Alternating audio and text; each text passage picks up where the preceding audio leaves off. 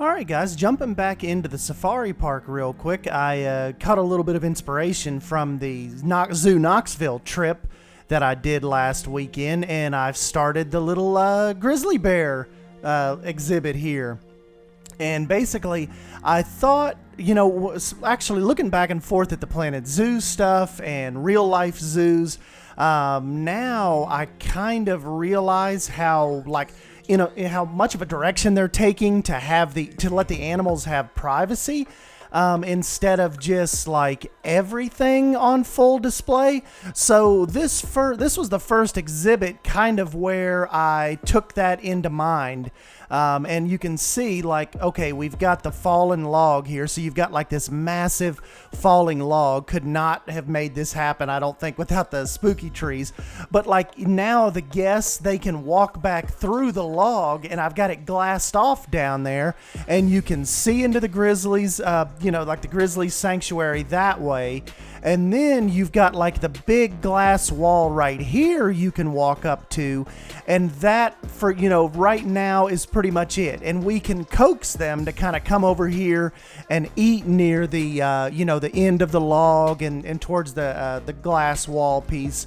But for the most part, they still have their privacy towards the back of the exhibit. So if they do not feel like being watched, they don't have to be now. So I thought that was a pretty cool way, kind of like a cool approach to kind of take some of the exhibits that we're designing now, and I think that's going to carry over into the Planet Zoo builds, because like I mentioned, I think that's how a lot of the real zoos are doing it nowadays. The animals kind of aren't on display 24/7. They can kind of get away if they need to. So I don't know, maybe psychologically it kind of helps the animals. And kind of like right here, even with the wolf exhibit, you can see down on them all through here, but they've got their woods, they've got some of their, they've got like their cave area. They can even come up here and kind of get behind those rocks if they need to.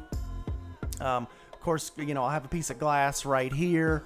And but yeah, so that I just kind of like this whole little North American area, kind of bringing in that like the Grizzly Gulch type area. I think it's pretty cool. I might extend it back a little bit, because right now they do have a pretty tiny enclosure, and I kind of wanted to add them a waterfall or a water feature.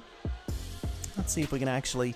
Sorry, this park is still absolutely chugging on my PC, but hopefully I'm kind of specking out some new parts and new pieces, and hopefully I'll have a new PC by the time Planet Zoo comes out. But yeah, you can kind of see over into the exhibit, kind of right at the end of this tunnel. And it's a really cool feature too, as far as Zoo Knoxville goes. That's like the first thing you come to when you make your way into the zoo. It's called Black Bear Falls, and they have a giant tunnel like that you can walk in. And then over here off to the right, they also have like the normal little glass viewing area. So I thought that was neat. Oh, I forgot another thing. Daddy Poe, we actually have got us a new set of creatures added to the safari over here, the plains.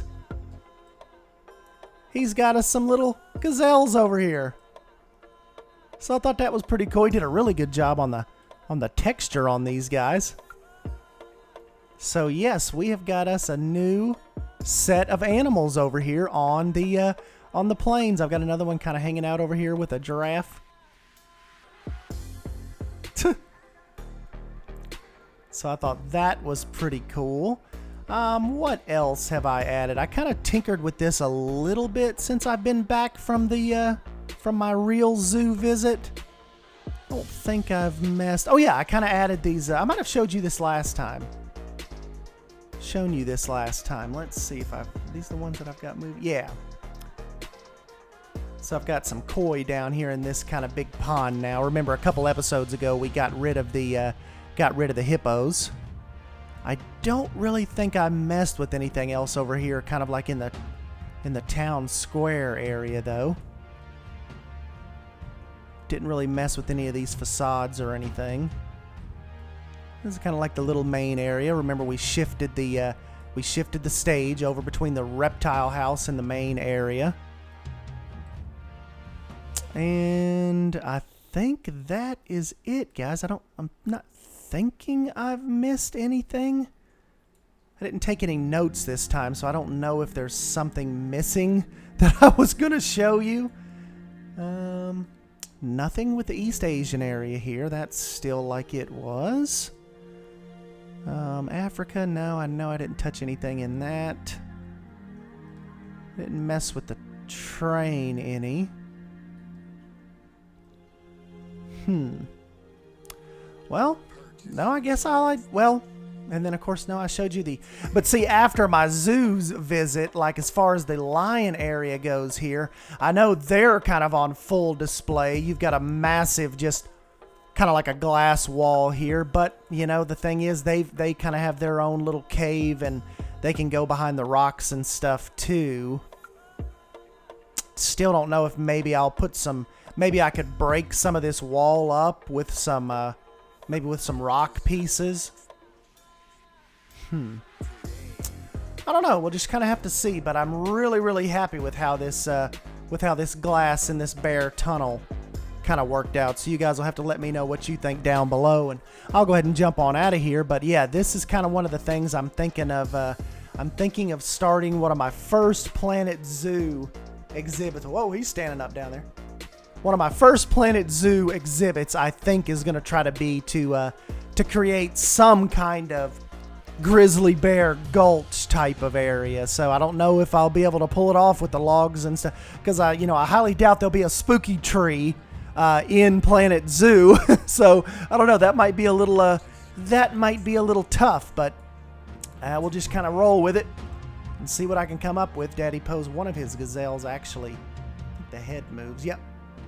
So some of his little head turns. Really good animation on that. But anyways, yeah, just kind of wanted to jump in and give you that little update on the grizzly bear exhibit. And I'm S. Dan Wolf. Thank you for stopping by and hanging out with me. And I'll catch you in the next video. Thank you. See you guys.